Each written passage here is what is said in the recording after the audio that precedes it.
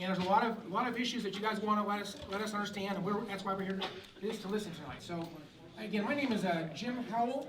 I am the chairman of the South Central Legislative Delegation, and I want to thank the government of Sedgwick County for allowing us to have this forum here in their building tonight. So, thank you to Sedgwick County. If you see someone from Sedgwick County, please extend thanks to them as well. I also want to say thank you to their volunteers. They've got a number of folks that are working tonight to make this forum a success. I want to say thank you to the volunteers, especially, where's Mike Schatz? There's Mike Schatz. I want to say thanks to Mike Schatz. You all know Mike, I'm sure. Mike has worked the last 3 forums. Give him a hand, right up applause. He's done a lot of work behind the scenes, both with photography and video and getting volunteers and listening to me figure out how to do all this. So thank you, Mike, for doing that. As some of you may be aware, we have been using a slightly different format for the signing up of speakers this past year. Our goal has been to ensure as much diversity in topics as possible in spite of time constraints and to promote professionalism and respect and how we communicate with one another. The legislators here today will briefly introduce themselves and then we will proceed to hear from our speakers. You all have a handout letting you know how you can reach your legislator throughout the year. And by the way, there's some really good ideas on there. I know sometimes people roll their eyes and say, we know all this. Please take one anyway, read it. You might find out there's some things in there that are new to you. So I would encourage you to please take one of those handouts. Speakers, remember that you are limited to 3 minutes and that you are expected to communicate in a professional manner. The legislators will also show respect in our listening. Please know that as legislators, they're engaged. They're listening to the speakers. Some of them may take notes on their phone or PC or may check on bills and statutes or other related information. That does not mean they're not listening. I know that you might assume someone's not paying attention. You'll see they're looking away. Trust me, they're listening. It's just there's a lot going on and they're taking notes. So I just want you to assure you that is they're actually paying attention. The timekeeper will hold up a sign letting you know that you have 30 seconds left when you're supposed to stop speaking. That's the stop sign. The entire legislative delegation thanks each of you for coming out to attend today's forum. We know that you have a very busy schedule as well, and we appreciate you taking the time to be involved in the legislative process in this way. Please do me a favor and silence your cell phones. If you need to use the bathroom, you're certainly welcome to get up and move around the room. There's bathrooms right across the hall over here. Try not to interrupt the speakers if possible. If anybody wants to take photography today, you're certainly welcome to do that. It's certainly allowed. I would encourage that. In fact, I'm going to be videotaping from my own seat, so you guys might want to look for that on YouTube. I'll put them on my YouTube site. You can go look for those and copy them forward if you want to. Anyway, with that, we're going to go ahead and get started with the introductions to the legislators. I would like to introduce my vice chair for this last year has been Gail Finney. So go ahead and introduce yourself and talk about your business. Good evening. My name is Gail Finney, and I'm the representative for the 84th District, and I'm beginning to serve my 4th term, and my district is roughly 21st Street North down to Kellogg, and from Mosley over to Oliver. And thanks for coming, everybody. John Whitmer, I represent the 93rd District, which starts south of Hayesville, south of Grant, and then comes over to include southwest Wichita, the south part of Goddard, and then all the way out to Cheney. Includes, after Cheney, a little bit of all of Clearwater, all of Viola, and a tiny bit of Goddard. I am Representative Blake Carpenter. I will be replacing Jim Howell at the State House this next year. The district is McConnell Air Force Base in the north part of Derby, and Plainview, and Oaklawn, and then all that going out towards Rose Hill. I am Representative Roderick Houston. I represent District 89, sitting behind the column back over here this way. We started 13th and Woodline going north to 53rd. Got some of Bel Air and a little bit of Park City as well, going over to 135 back down to 21st and zigzagging back over to 13th and Woodline. This is my 2nd term, and I appreciate all of you coming. We want to hear what you got to say tonight. Thank you. Hi, I'm Representative-elect Christy Williams from the Augusta, Andover, Rose Hill, and Douglas area.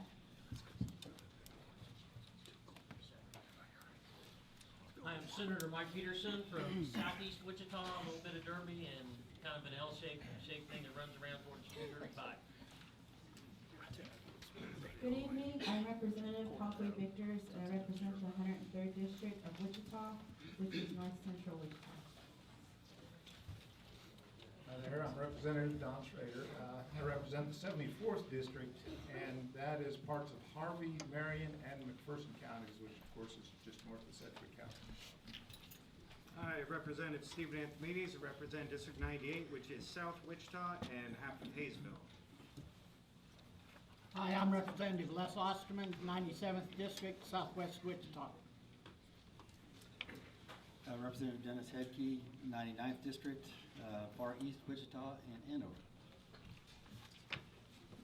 Good evening and thank you for coming. I'm Mario Goico and it's west of Mays, north of Central, northwest part of Wichita, District 94. Representative Joseph Scappa represents Southeast Wichita, roughly between Kellogg on the north, Pawnee on the south, and 127th Street on the east, and 3 blocks west of Oliver on the west. Good evening, my name's Jim Ward. I'm a state representative from Southeast Wichita. Think East High School to Southeast High School, go south to Pawnee, and that little square of 25,000 people are mine. Thanks. Good evening, and thank you all for coming out tonight. My name is Brandon Whipple. I represent the 96th District, which is South Wichita. Think roughly around South High School, over to South YMCA. If you get south of 47th Street, you're now out of my area. That's it. Good evening, I'm Senator Olisa Fausto, representing the 29th Senate District. Thank you for coming out this evening. We still got There's you got some guys down here right now. I'm Senator Mitch Holmes. My district is a little bit different than what the rest of these folks say. I have 12 counties. The closest I am to Wichita is Pratt County, 70 miles to the west, but we are indeed South Central, so I'm a part of this delegation too. Representative Pete DeGraff, Mulvane and the south part of Derby, on the countryside to the east thereof in Sedgwick County. Looking forward to serving this year. This will be my 7th and 8th year, I think. And on appropriations, general government budget, chair of financial institutions, also on insurance. So if you have questions about those things, I'd like to chat with you as well. Hi, I'm Carolyn Bridges, represent the 83rd District, which is 13th and Woodlawn over to 13th and Crestway, all the way south then to St. Joseph Hospital in that area, back over to Governor, and then Eastboro. Hi, Steve Brunk. It's the 85th Legislative District. It's northeast Wichita, kind of east of Woodlawn out to the Sedgwick County line, north of 21st Street. Thank you all for coming. Committees that we chair. Chair a committee called Federal and State Affairs, and I'm on Tax, Commerce and Labor, and then I'll be chair of a committee called the Joint Committee on State Building and Construction. We oversee all the state-owned buildings, prisons, college campus buildings, state hospitals, that kind of thing. Thank you all for coming.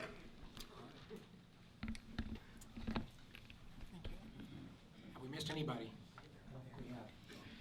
Let me just tell you, some of these legislators have traveled a long distance to get here. I wanted to say thank you to them for being a part of this tonight. And with me, thank you very much. Thank you, all of you. Many of them are going up to Topeka this week, and I would just tell you that the legislative session this year is abbreviated. I looked at the calendar; it looks like about 75 days, which is about 15 days less than usual. I'm going to be focused on budget and taxes, without a doubt. A lot of other issues I want to get to tonight, though. So with that. By the way, if anybody has handouts tonight, please give them to me, and I will give them to one of my assistants, and they'll hand them out to the legislators, okay? Anyway, with that, my first speaker tonight is Stanley Lewis. He's going to come speak on transparency.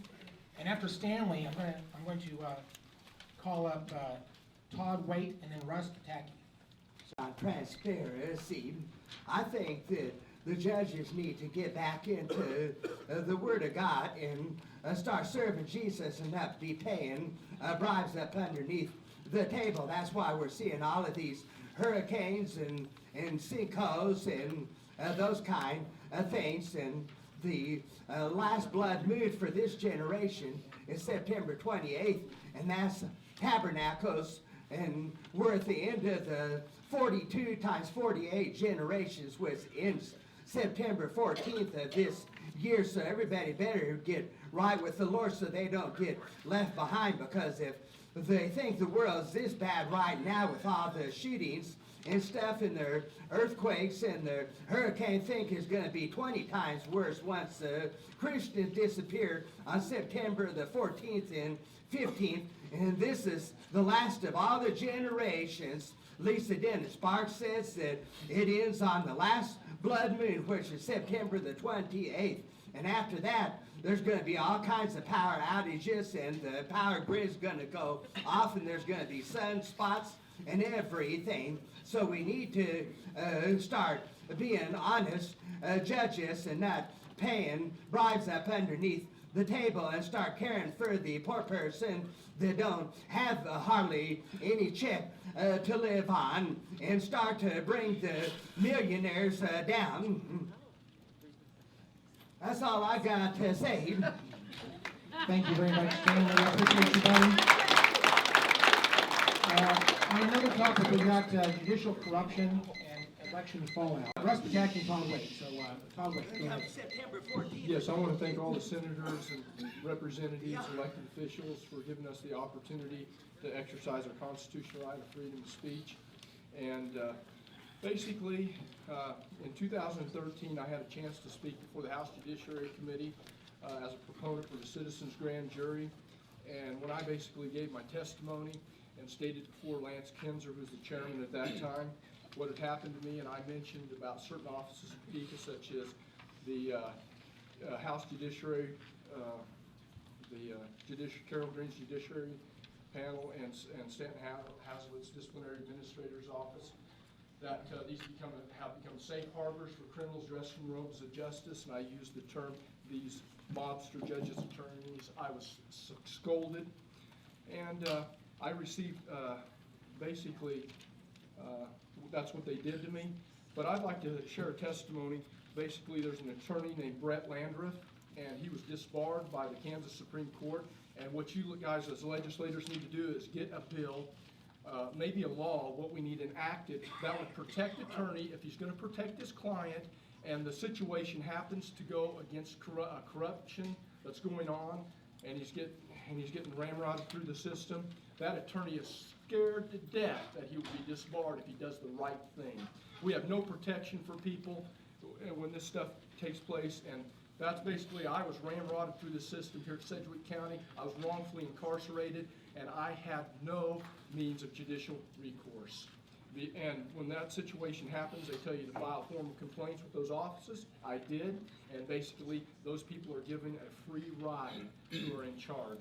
And what I'm just saying, is anybody going to help? Can anybody help me out? Can anybody put together a law or bill that will protect others from being violated by this broken down judicial system?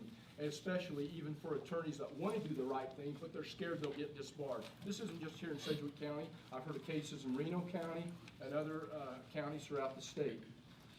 Does anybody have anything to say? Well, Todd, I would like to ask the legislators behind me, is there anybody assigned to the Judiciary Committee? Okay, so look at the hands here. Tonight, Todd, if you've got to stick around at the end of the night, I would ask you to maybe get with these folks and see if you can get them to understand at a deeper level what you're asking them to do, and that's how I would recommend you get started. We have no time really for legislators to comment back. Our time is to listen to you tonight. So with that, I'm going to ask Russ Pataki to come on up. My name is Russ Pataki. Thanks for coming. There's a line from a jazz tune that sticks in my head. It goes like, half the people want to take over, and the other half want to be free.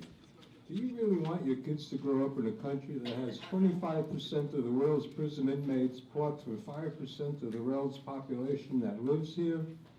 Throughout history, all the overly authoritarian governments have gotten us as war and suffering. And now we have the Topeka Taliban 2.0. It's getting more like a theocracy every day.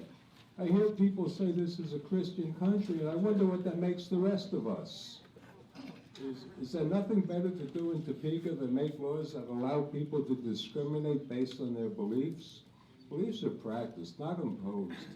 I promise you, this one will hurt some of you kids.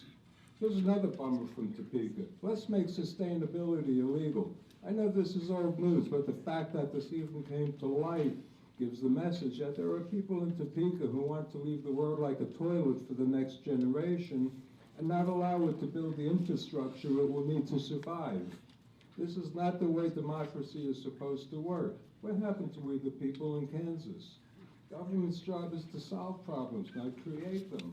I feel a deep nostalgia for our last Republican governor. We do have a little heaven in a disaster area with people like Senators Olitha Faust-Gudeau and David Haley and Representative Gail Finney, among others. They are the real leaders in Topeka. There are those among you who will say you have a mandate, but I don't think so. You had massive voter suppression, which corrupted the results in the recent election with a real fraud. Please stand up. Now, he's not here. All that Coke money and Monsanto money made things even worse. I had to empty my circular file on a daily basis in October and November. A government brought in such a way is bad news for Kansas. It's funny how the party of less intrusive government is so preoccupied with what should be a woman's own business. My elected representatives should have better things to do, like solving real problems and letting people be.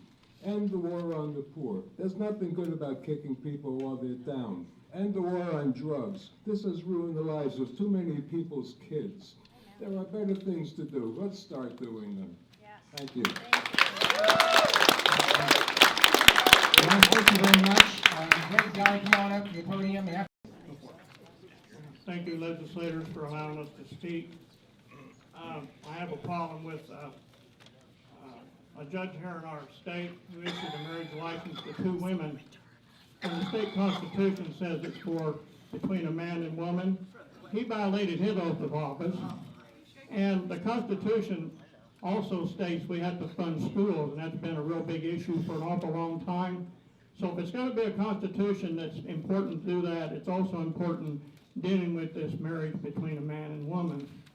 I gave you a little flyer here, and it's talk about constitutional law and a couple other rulings on this list that will help you out doing your jobs by reading this document here. And, you know, the oath of office is a legal moral obligation and a duty to follow the Constitution, which is the supreme law of our land and fundamental law. And when the courts have a problem with tied up in court and they can't make a decision, they usually go back to fundamental law of the Constitution to support helping get a decision on a particular case. And so we step so far away from our Constitution that tells us how to do our jobs when we're elected to office. I took an oath of office when I was in the Army, and I have 12 grandchildren that are going to be here after I'm gone, and I just turned age 70.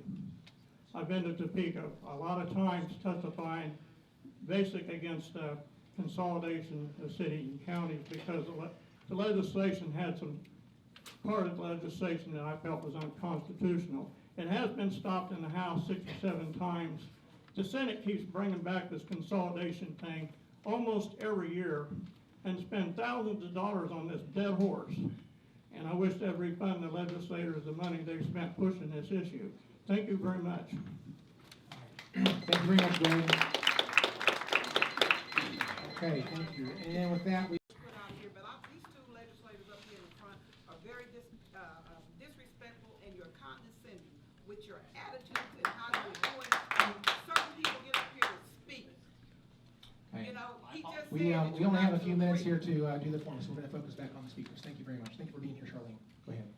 Good evening. My name is Charlene Portia Washington. I'd like to thank my representative Gail Finney and my Senator Olitha Faust-Gudeau. I'm here to talk about getting your support for the bus driver bill that is being drafted by Ms. Faust-Gudeau. I am a bus driver for USD 259, and we do not receive unemployment during the summertime. If we are lucky to be a driver with seniority, we may get a 3-tier route, which is you get 3 schools, and you may get 6 hours a day. The rest of us, you may only get a 2-tier, so you may only work maybe 25 hours a week, and then on those days that we have in service, you know, that's even less pay for that week. And you know, us as bus drivers, we do this job because we love the kids. We love seeing them every day. We love being involved in their life. And the turnover rate of bus drivers is high because when that summer period comes, when we can't work for those 3 months, they have to find other employment. So therefore, I feel that you should support this bill for, the bus driver bill, because, oh, excuse me, I was told that I'm not a driver for USD 259, I'm a driver for First Student. But anyway, we need this unemployment during the summer to ensure that those drivers who are dedicated to their job and to their children return for the next school year. Thank you. Thank you, Charlene. Hi, I'm happy to be here. My name is Linda Coster. We are really upset about the fact that we do not get our unemployment. We got it every year up until last year, and then Governor Brownback decided he was gonna throw a couple extra clauses in there on the Reasonable Assurance Act. It then made us to where we could not get our unemployment. I want all of you to ask yourselves, you have children, grandchildren, nieces, nephews, brothers, sisters that ride these buses, okay? We have to watch out every day for these kids. We have people run our stop signs. We have to make sure they can cross the street safely because parents are in such a big hurry and on their cell phones and everything. We have to make sure these kids get to school safely every day and get home safely every day. We love our kids and we love our job. We're so upset that all of the other states around us get unemployment. Kansas is the only state that does not get it. First Student posted on their Career Builder site, January 4th of 2015, that we are full-time employees. We are not all full-time employees. In the summertime, we have pregnant women, single parents, single mothers, can't get help. They can't get help anywhere. So we feel like we're scum of the earth during the summer because we're booted to the curb. No help. It's not fair. How are they supposed to feed their kids? We have elderly that 70, 75 years old working because they need that extra income for their medicine or their Medicare or a way to the hospital. I'm angry with the whole system. It has failed us terribly, and I'm hoping this will change this coming summer. Thank you. Thank you very much, Linda. Next up to the podium is Kyle Hacker, and after that we have Bobby Thomas. So Kyle Hacker, come on. I'm honored to come at the tail end of the other bus drivers that have spoken. I want to thank Senator Aletha Fauske-Dow and Representative Stephen Brunk for trying to get this pushed through, and also Jim Ward answered some questions for me a couple of years ago on this issue. And you heard the phrase adding insult to injury. For me, bus drivers not getting unemployment is injury to the insult. We're laid off at Christmas for 2 weeks. And we don't get much pay during that time. If you've been there long enough, you might get 2 or 3 days out of 10 days. Also in the summer, as one lady said, we're kicked to the curb. There is some opportunities for work, but it is not enough to support. And we have 538 or so drivers, give or take.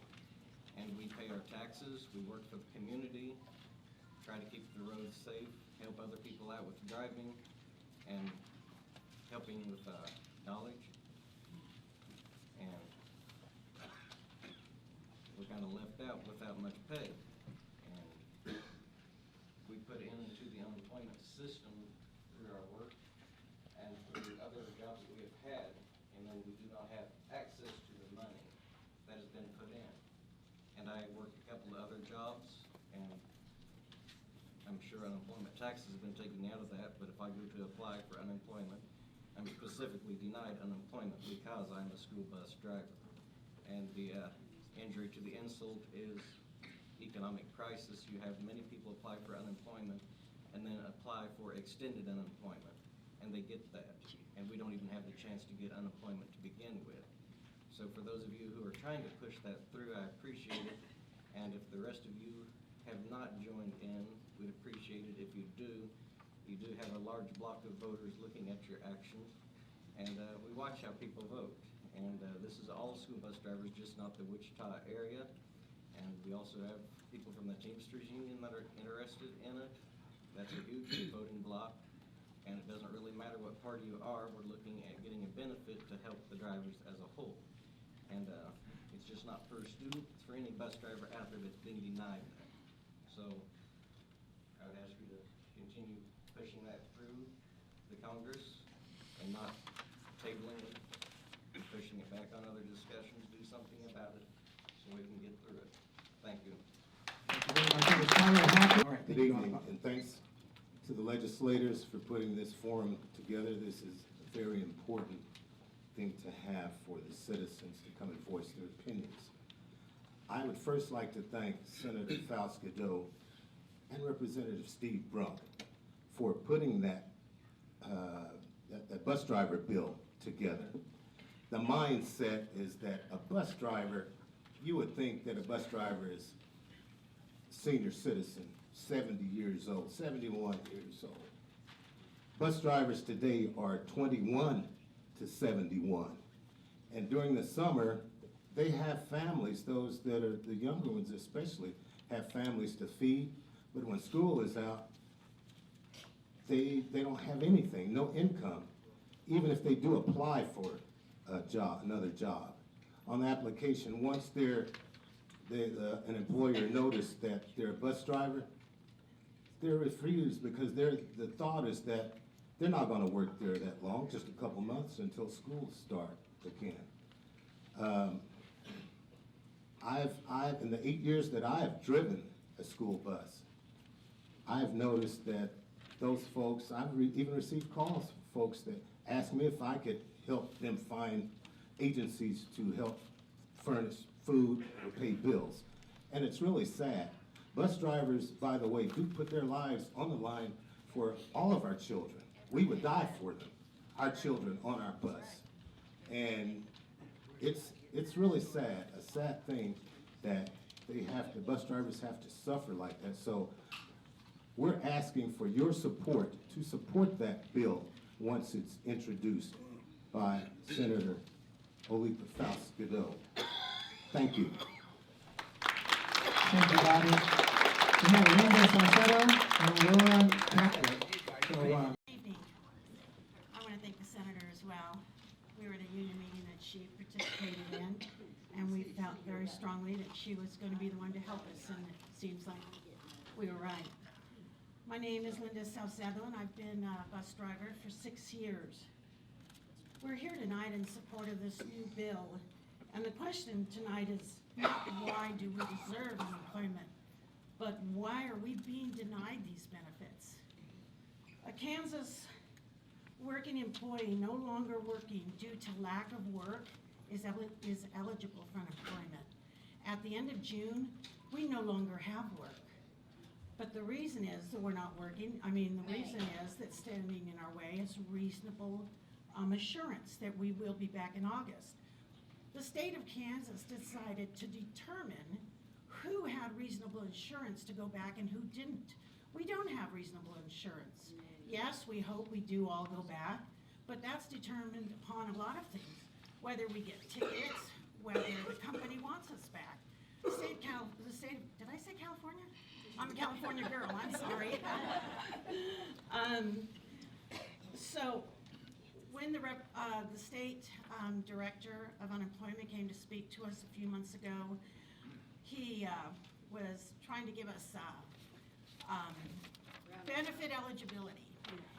And he said that when the government shut down, a lot of employees were laid off.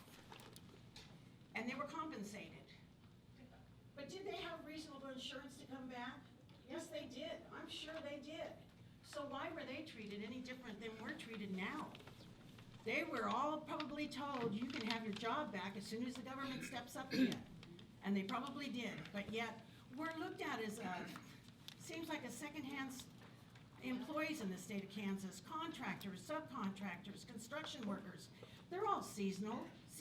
When they don't have any more work, they're laid off and they can collect. We seem to be the only employees that are unable to collect. Let let me tell you just a few seconds on why some of us are bus drivers. My children are military, and they're at McConnell, and they've been there since 2005. They have been deployed 7 times since 2005. I've had to pick up the guardianship of those children.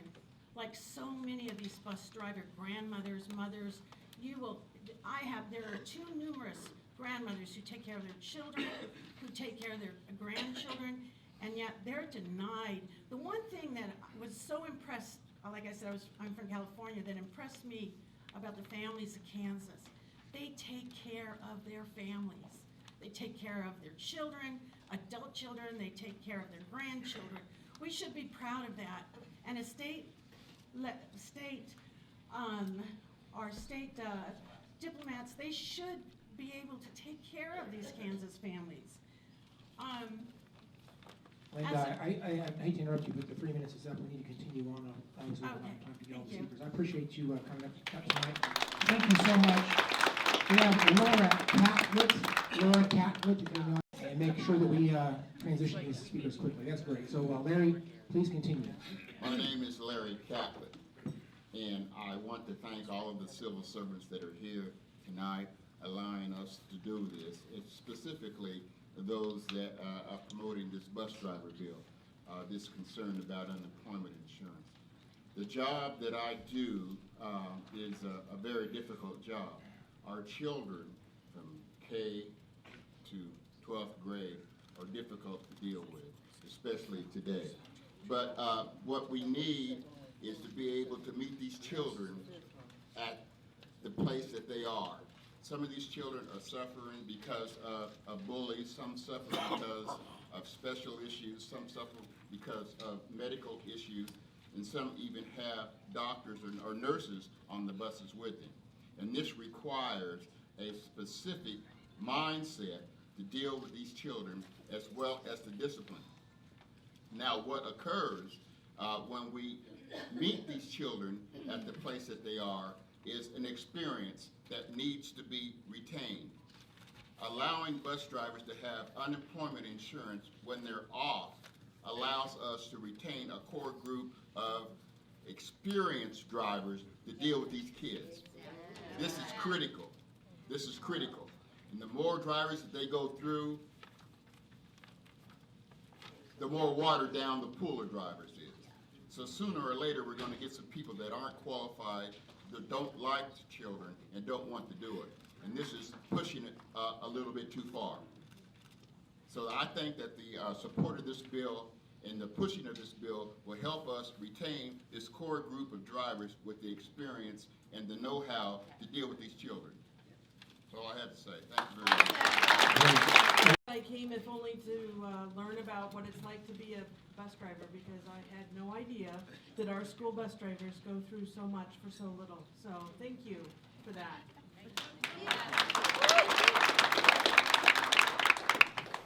Three of our neighbor states have higher minimum wage rates than Kansas, and our state is suffering a shortfall of revenues.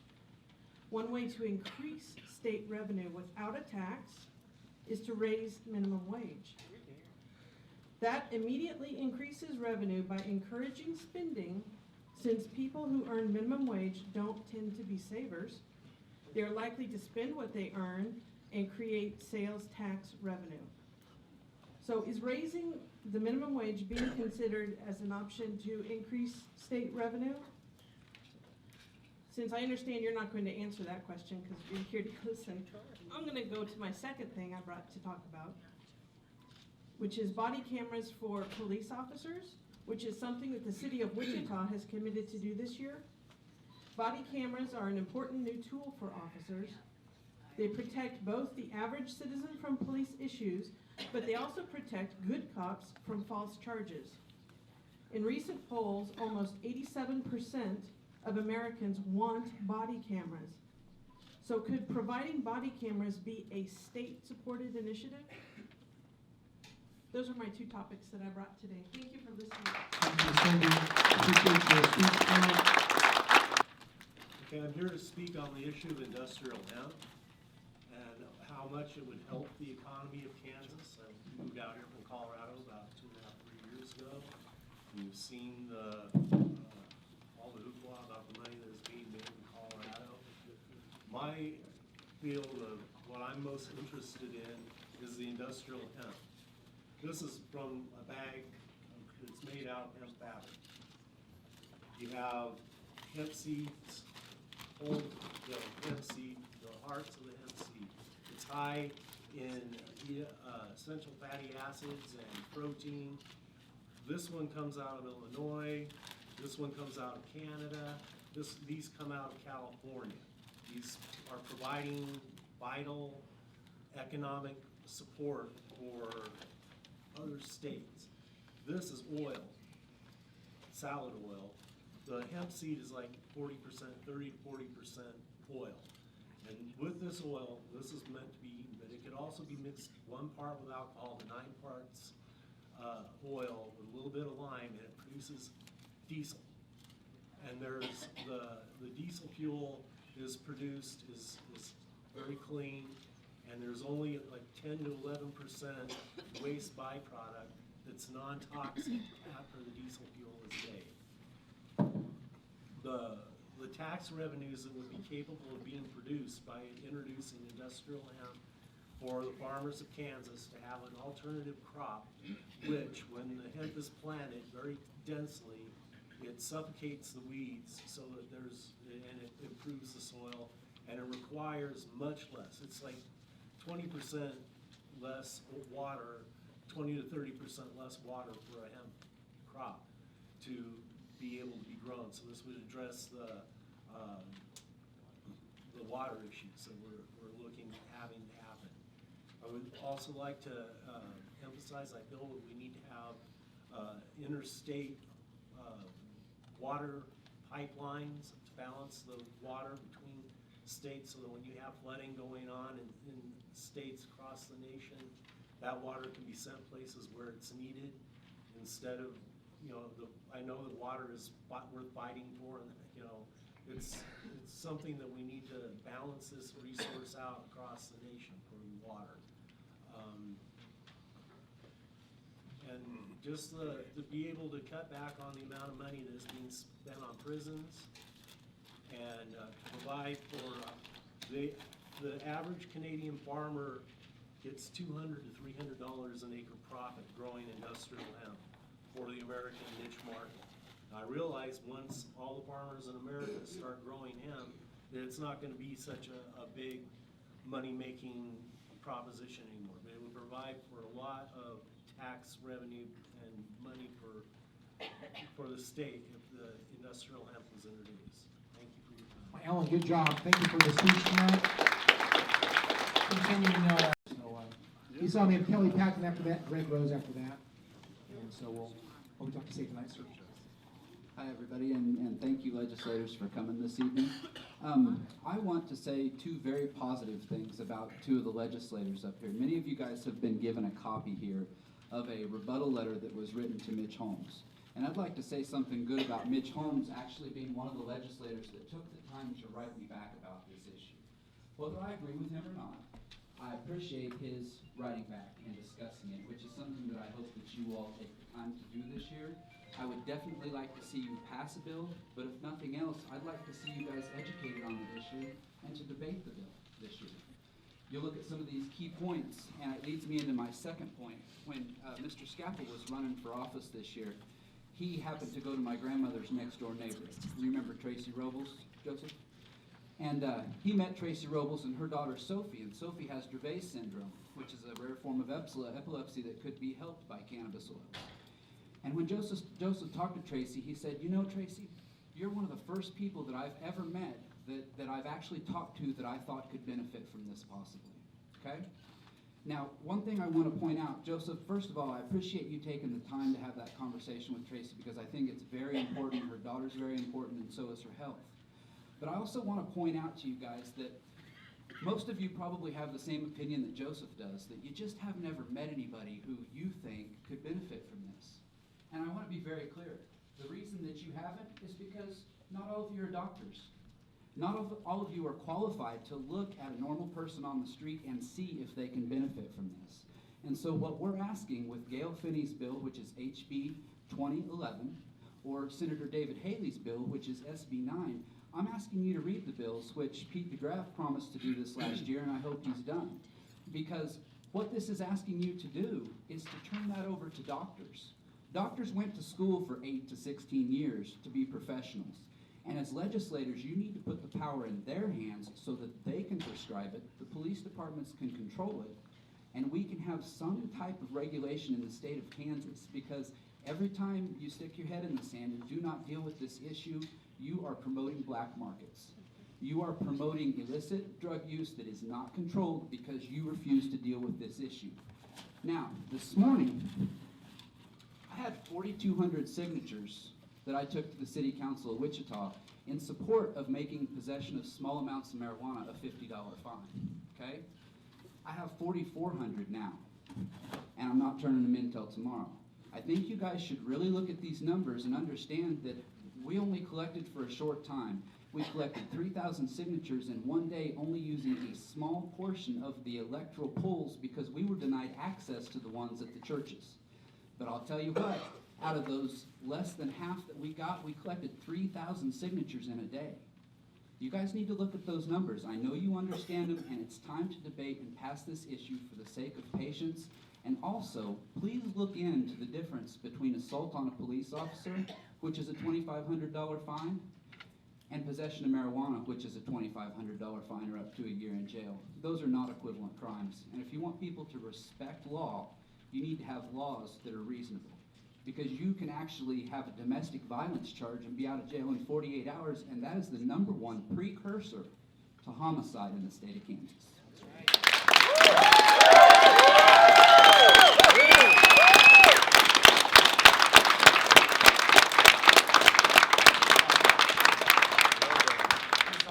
Thank you for your speech tonight. Thank you, Jim. Thank you very much, and Kelly Patton. Representatives are Susan Wagle and Carolyn Bridges, and I'm here to represent several groups: Kansas for Change, Bleeding Kansas, Kansas City Normal, and the Wichita Peace and Social Justice Center.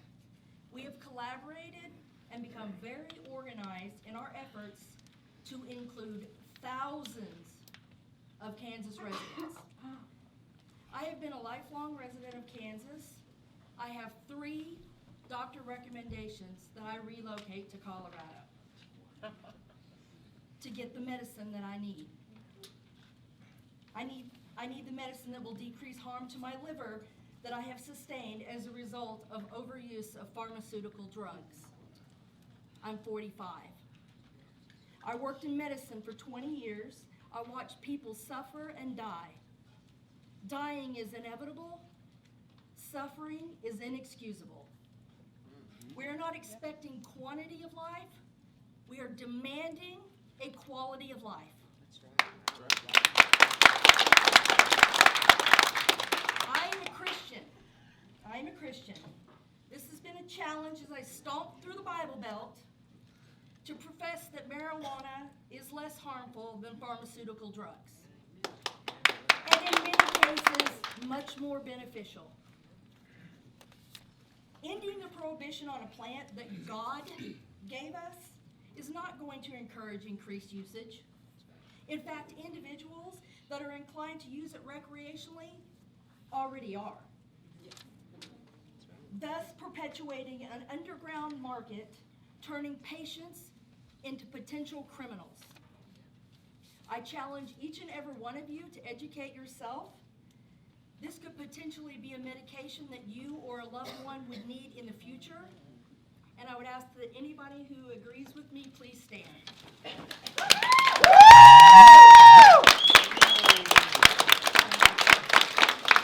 And that, Kelly, is exactly how it's done. Having the audience stand with you is a great idea. I appreciate that. That's on the sheet that you read. I appreciate you doing it that way. Thank you very Greg much. Rose, you're up now. And after Greg, we've got Mary Cole and then Lori Lawrence. Support medical marijuana industrial hemp. Hold your hand up. I got some. We're not gonna allow that to happen, sir. I'll be glad to hand the handouts out, but we're not gonna put hands up tonight. That's one of the rules on my sheet tonight. So, thank you for, Come see me later if you want one. Anyway, my name is Gregory Rose. I'm a lifelong Wichitahan, and I'm another person up here say we need to have medical marijuana, industrial hemp. If you do any history, you would find that Kansas was the leading hemp producer during the 30s and 40s with the Hemp for Victory campaign and during World War II. The uses for hemp are just endless. You know, we need to stop cutting down trees. We need to stop allowing the pharmaceutical industry, you know, rule over us and make drugs that kill us. This is really a no-brainer. Missouri is fixing to legalize it. Colorado and Nebraska are. We're going to be surrounded by other states. And I'm really ashamed of being a Kansan. I mean, some of our laws here are just so asinine and so backwards. It's just ridiculous. But, you know, it's really no-brainer if you do your education and you do your research. It's not just the thing to get high. It's, like I said, like the woman said, God put that plant on the earth to be used properly. You know, we were born with CBDs and stuff in our body already to react with these things. And it's just a no-brainer. The cartels are laughing all the way to the bank, coming in here. The black market, our jail is full of people from south of the border, partly for them reasons. And it's just really a no-brainer, and we'd appreciate your support on that. You need to do your education. Forget about all the lies and crap and the propaganda you've heard in the past.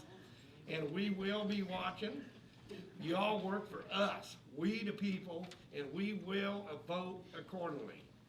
And the people that don't do what we the people ask them to do and use good common sense and education, we will vote you out of office. And it's really that simple. I'm also a veteran, and it just makes me sick of what's going on in this country.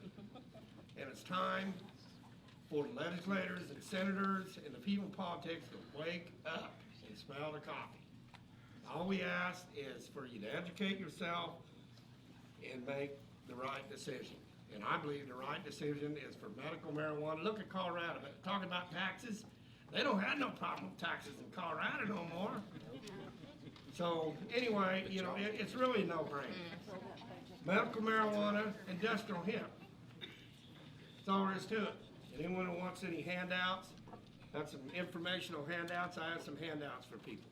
very good. Well, Greg, I'd ask you to sit down for the mic. Thank you for your speech tonight. Now I have got Mary Cole up to speak about Medicaid expansion. So Mary, go ahead, please. Actually, I have several things to talk about. Okay, go right ahead. Actually, it's not Medicaid at all. Now, please pull your mic down so I can hear you a little bit better. Oh, I'm sorry. Thank you very much. The first thing I want to talk about to the legislators is I would like the Medicare compact law be repealed. I am on Medicare, prescription drug plan, the new one I've enrolled in for this year. It says my meds will cost over $11,000. Now, I don't pay all that, but it says, and I take 5 generics and 2 trade name drugs. And I have no trust of the Kansas government handling a block grant of Medicare funds to provide care for Kansans. I could see them getting rid of the prescription drug plan altogether, and I would be forced to sell my house and move to another state that is not in the compact. The second thing, I would like the income tax legislation of 2012 repealed. The experiment has failed. I pay sales and taxes, many of you do. Charles Koch doesn't. That's wrong. And please don't pass any laws that you know won't survive a court challenge. Don't waste our taxpayers' money on expensive lawyers, so please don't waste any time on any fetal heart bill or any other anti-choice legislation. Also, no school vouchers. Taxpayer money must go to public education, not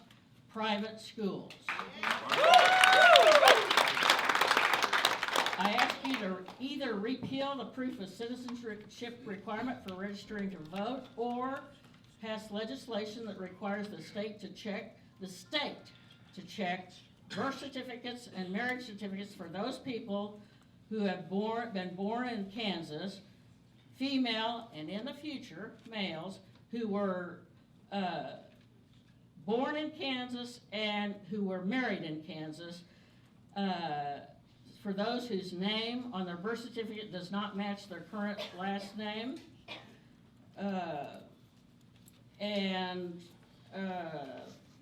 Well, I didn't have this written down, but the community I grew up in is a town of 8,000, and you don't like mandates from the federal government. You have mandated to the local governments whether they can have concealed or open carry in their government buildings. They don't have the money for all their equipment. I know the town where I grew up, they do not want in their government buildings, but they have no choice because you passed a law that made it, they do not have any choice. So I would like you to get rid of that law, and I would like no expansion of the liquor laws. Dillon's doesn't need to sell hard, above 3.2 liquor, hard liquor in their stores. The small businesses, small liquor stores, I don't drink, doesn't affect me, but they're small business owners, and you need to protect them. And the last thing. Thank you for your time. We're a little over time here on this one, and Ruben echoes after that.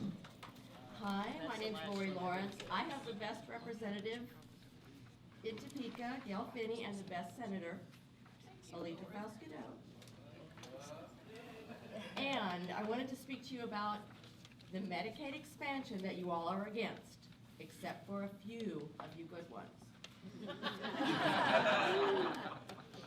A Harvard study last year predicted that 330 Kansans would die in 2014 due to lack of health care without health insurance.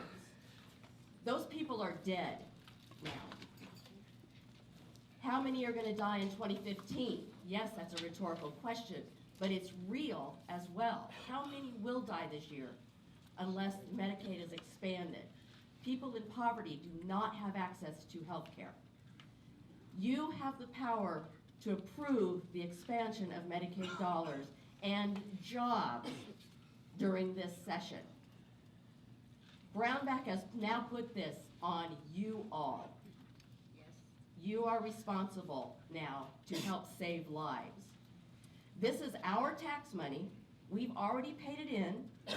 We accept federal dollars. All of us do in this state for crop and livestock loss. How is that more important than human lives lost? We accept federal subsidies for oil and gas pumping. How is that more important, polluting our atmosphere, than the lives that are going to be lost this year? You accept federal monies to pay for our highways, to mine and burn coal, to pollute our air, but you refuse to accept money that we've already paid for that will save lives.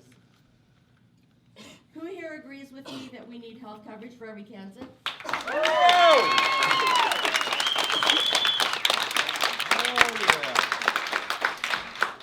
This question goes to you as well.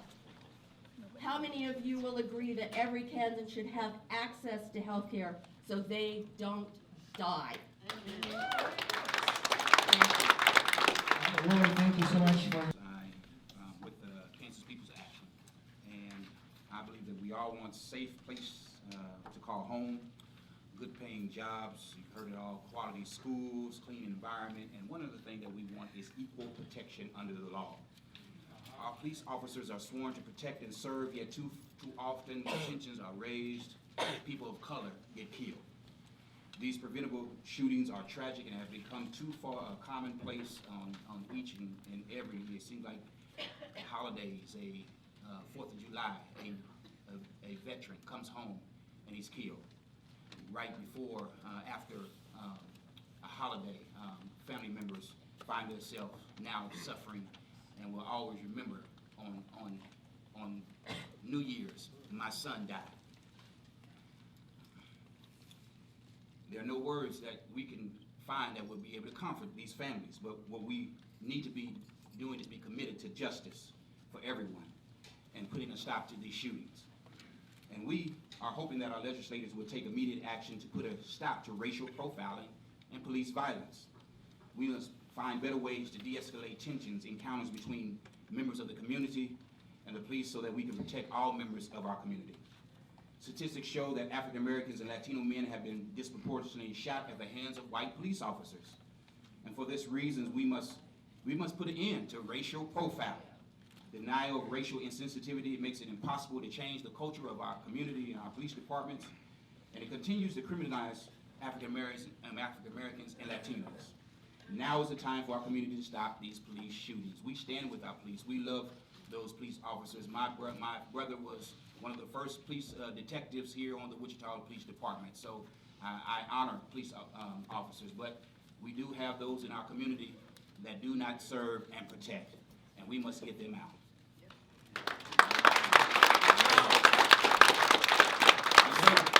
We're asking our legislators, and I've talked to Olitha, and we want to thank you, and Sister Gail, and all those who stand with us, on legislation that would help commission an independent prosecutor in all police shootings. As we said, someone said here on tonight about body cameras for all police officers across this state. And we need citizens' racial profiling review boards with subpoena power across this state. So thank you again for your help on this issue. Good evening, legislators. My name is Janice Bradley. My representative is John Carmichael. Is he here? Nope. And Senator Olitha Fausto. So pardon me. I have been participating as a public observer, participant in the monthly meetings in Sedgwick County of the Criminal Justice Coordinating Council.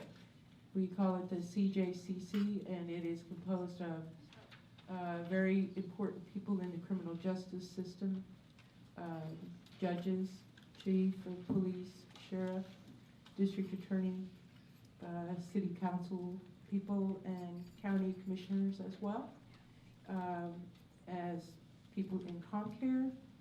And the whole purpose of this group is to watch and very meticulously keep track and keep the jail population down.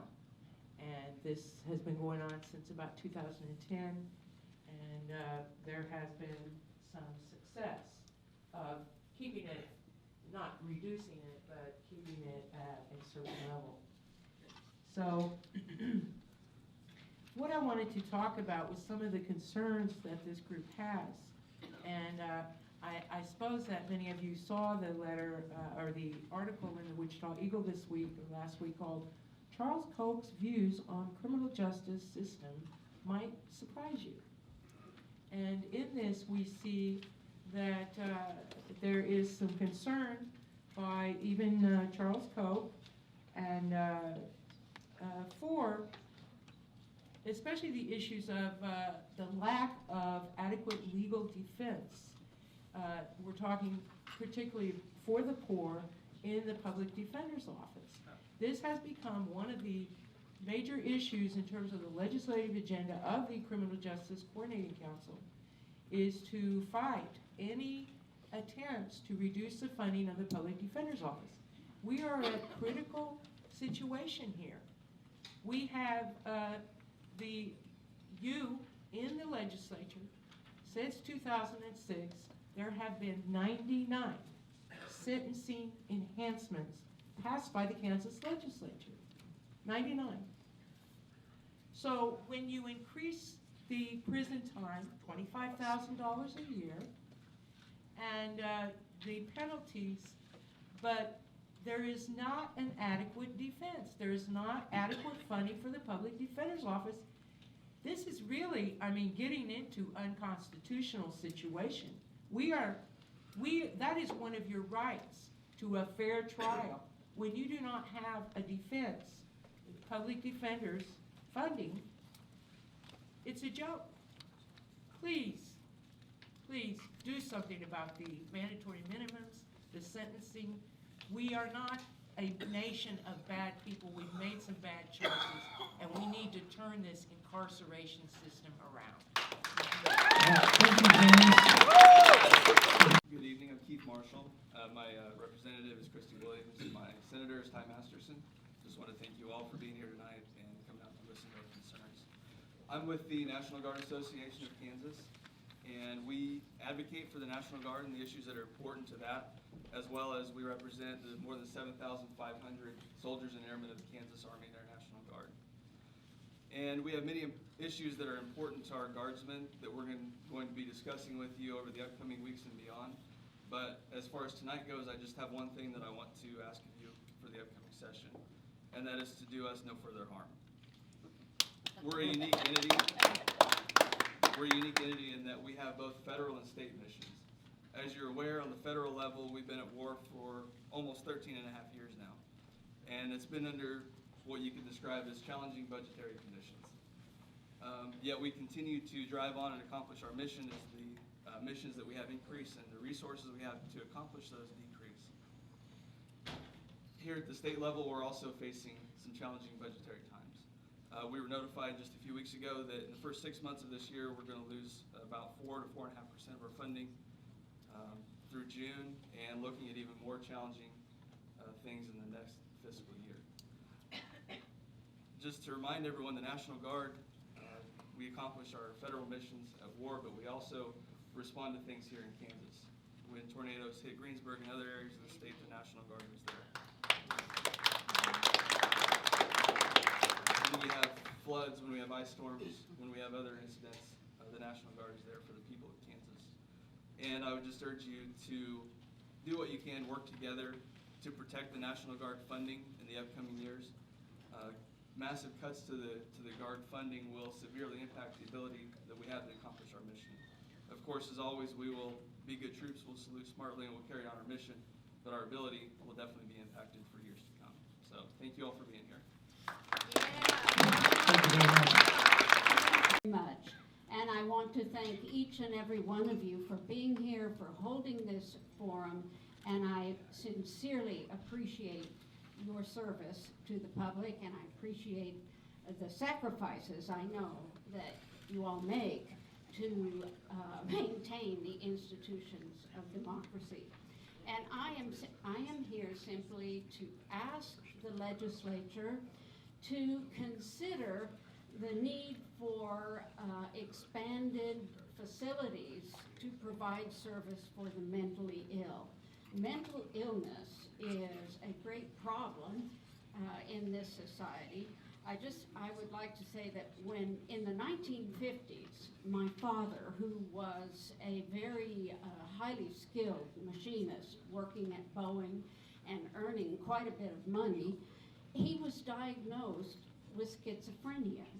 At that time, every hospital had a psychiatric ward, and there were at least 2 public psychiatric hospitals in Kansas.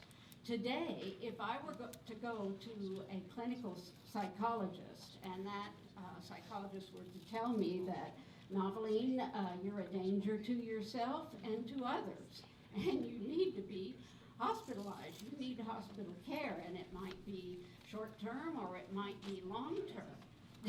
There are, sometimes there are as few as 24 beds in Wichita for the mentally ill.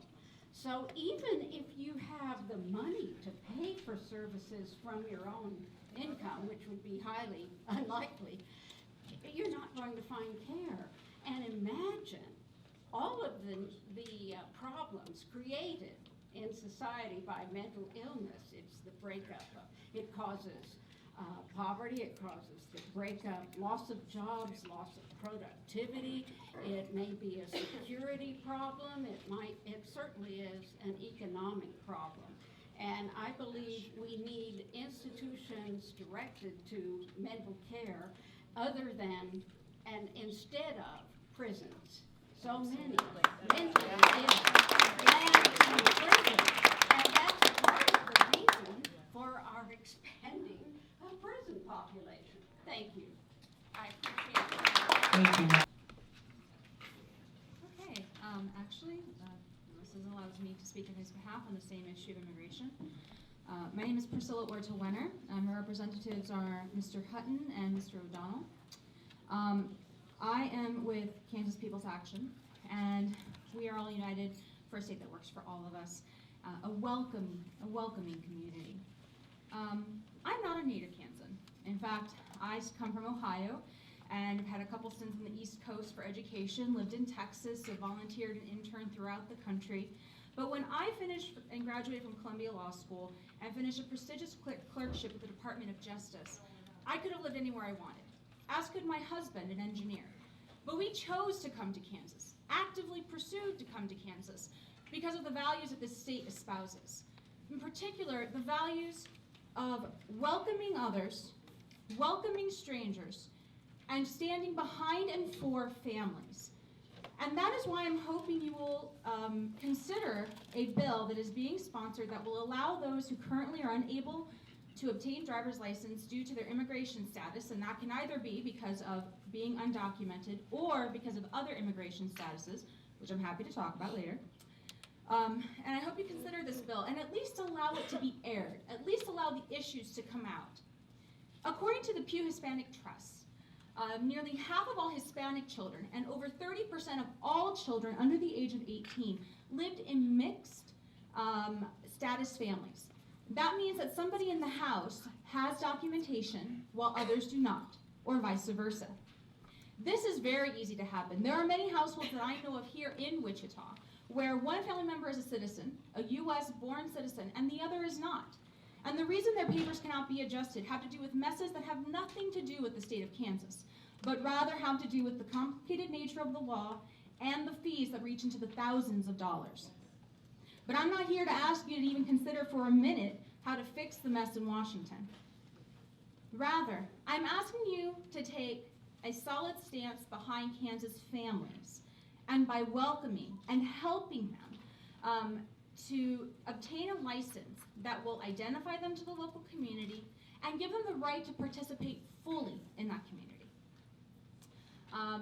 By allowing those who do not necessarily have legal residency to drive, you're allowing them to partake in their kids' lives and their families' lives and be a better part of our community. And that is all. What was your name again, please? Priscilla, P-R-I-S-C-I-L-L-A, O-R-T-A-W-E-N-N-E-R. I know, it goes on forever. Thank you very much. Anything else? By the way, Brandon Johnson shows back up, let me know, okay? And then after Gerald Schmidt, I have Darrell Gilmore. Okay, so Gerald, you're up. Okay, thank you. Yeah, my name is Gerald Schmidt. I Representatives Maureen Guico and the Senators Les Donovan. I'm an advocacy volunteer for AARP, and my purpose tonight is to inform you of a bill that we're working on so that you can have a little knowledge of what's coming down from AARP. It's called the CARE Act. It's called the Caregivers Advice Record Enable Act because thousands of Kansans are giving their aging parents and loved ones help to live independently in their own homes. These caregivers have huge responsibilities and take common sense steps that make a world of difference to them. But why do we need this Caregivers Act? And by the way, the most important thing is there is no charge to the state of Kansas. So it's not going to cost you anything. This will be worked out with the hospitals, and basically what the Caregivers Act is that the name of the family caregiver is recorded when the loved one is admitted to the hospital. The family caregivers are notified if the loved one is discharged to another facility or back home. And the facility, and this is what's important, must provide an explanation of live instruction of the medical tasks, such as taking care of the wounds, giving shots, injections, and how to transfer the patient and so forth. Basically, 69% do not have any visit by a healthcare professional after they're discharged. So we're hoping by giving this information to them properly, they can keep from being readmitted to the hospital, which is a major cost, and help lower our health care. There's over 605,000 family caregivers in the state of Kansas, and they perform all the variety of tasks that I've mentioned. what we're wanting to do is make sure that they have the adequate information and can do the best job possible. And we're looking for sponsors. We're working with legislatures, and we have packets of information that I can deliver personally to your offices in Topeka if you would like more information on that. And we have forms of support that we can have you sign, or people here that would want to sign one of those back at the counter afterwards that we can pass out to help pass this bill. Because with this, I think we can get better care for our loved ones and try to keep them out of the hospital as much as we can. So thank you. Gerald, thank you so much. Good idea. Mr. Will Gilmore. I'm from Kansas People's Action. I'm from Wichita. I'm with Kansas People's Action. We are Kansans United for a state that works for all of us, a welcome community, a safe place to call home, good paying jobs, quality schools, and clean environment are the things we all need. And KPA is building a voter base of black and brown and low income people to make sure that that's what we get. The mass of the people want to live, as we heard, the mass of the people want to live healthy and prosperous lives. The masses of the people want the freedom to determine what that means for themselves. That mass also includes the 1 in 4, which is 75 million people who have an arrest or conviction record in our country. That is a quarter of our country. That is 1 in 4 people have an arrest or conviction record. We want the end to the blatant disinvestment and robbery of the working man and woman, especially that of the black and Latino community. We want full employment for everyone, especially those living in disadvantaged communities in our cities, especially Wichita, those communities which are filled, again, with black and brown families. It is our right to live free of prejudice of any kind. It is our right to live a full life and experience all that this life has to offer. That right is not only reserved for the rich and powerful, but it is a birthright to all of us. So I'm not really talking to the legislator. I'm talking to the people of this city and of this state. It is our right to demand from them the life that we deserve, that we were born to have. It is our right, and that right also includes people like myself, people that I know you know or have in your family that have either been convicted or arrested of some small crime, even petty crimes. Petty theft keeps people out of employment, bars people and relegates them to a second-class citizenship. Substandard living, mold growing in the walls, their children are being sick. That is the kind of life that people are relegated to because of discriminatory practices, hiring practices. And a fair chance calls for the removal of those practices, calls for a sustainable living wage, and it calls for fair and predictable scheduling, so we are no longer slaves to the dead slave owners on these pieces of paper that we carry around. It is our right to live full and healthy lives, and especially in the African American and brown community that continues to be divested, that continues to be pushed down, and continues to be oppressed.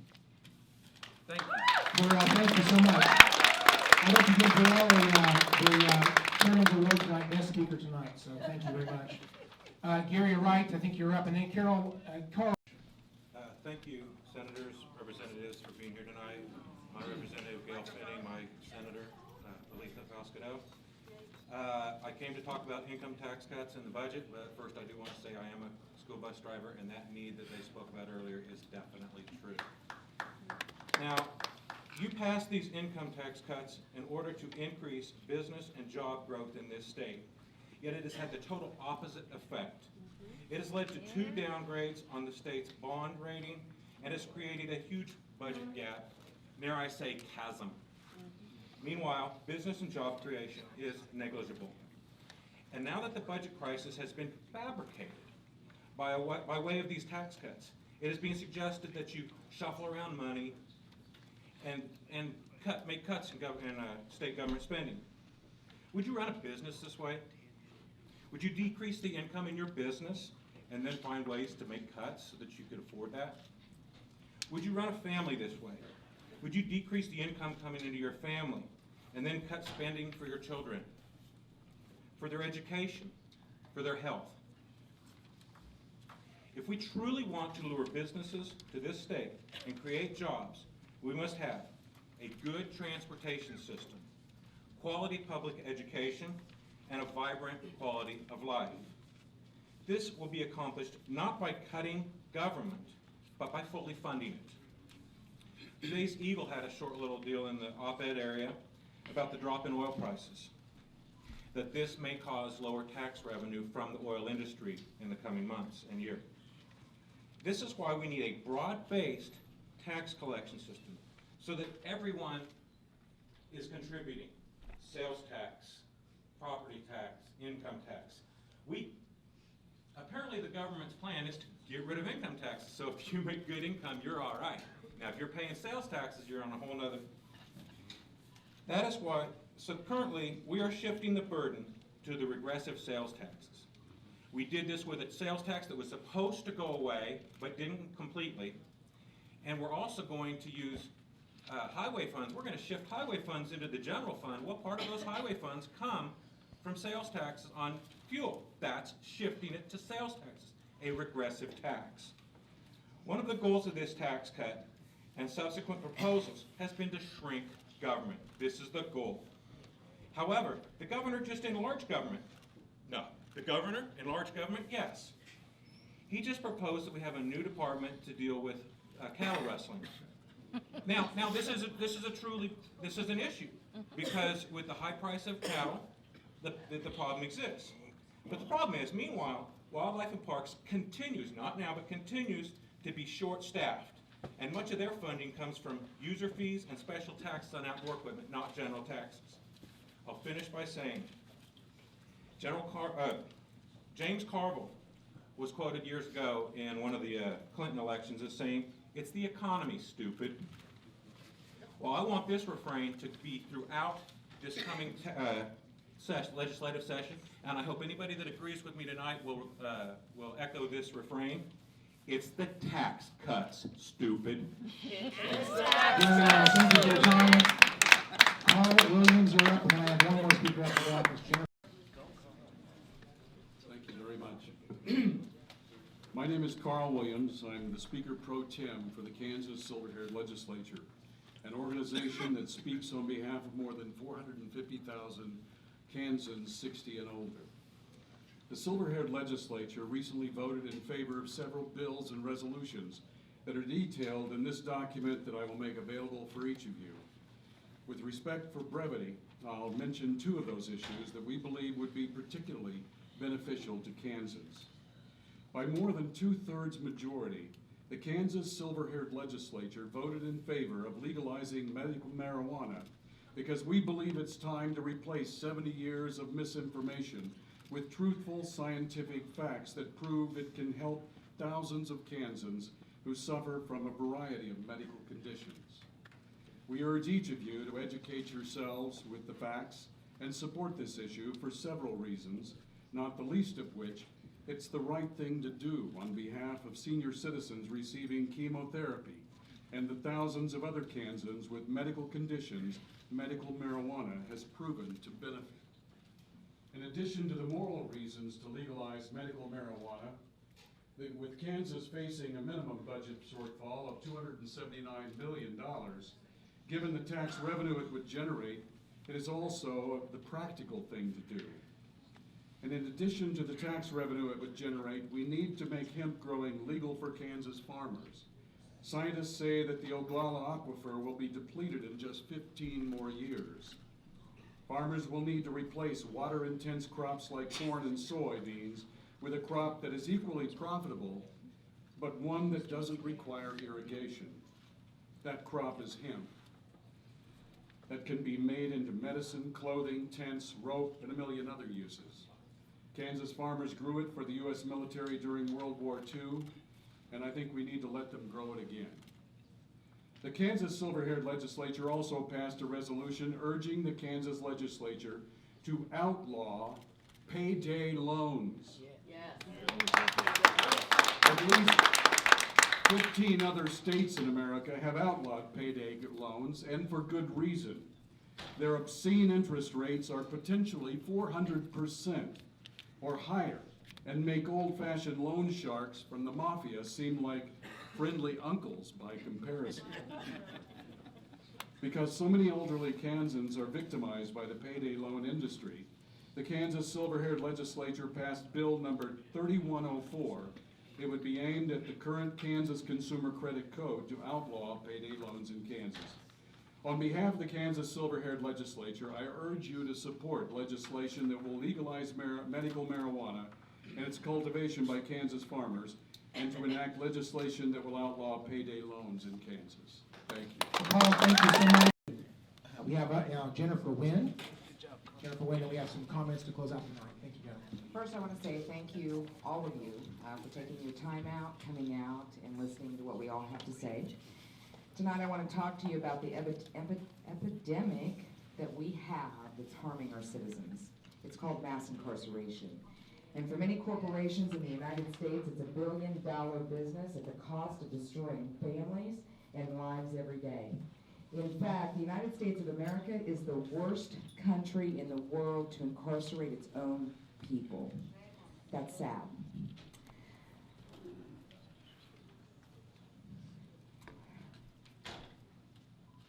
Legislators, we need to wake up. We need to stop passing laws that are meant for our harm. While the laws that are meant to protect citizens, they're not. They're harming us. The rights that we have as a juror is called jury nullification.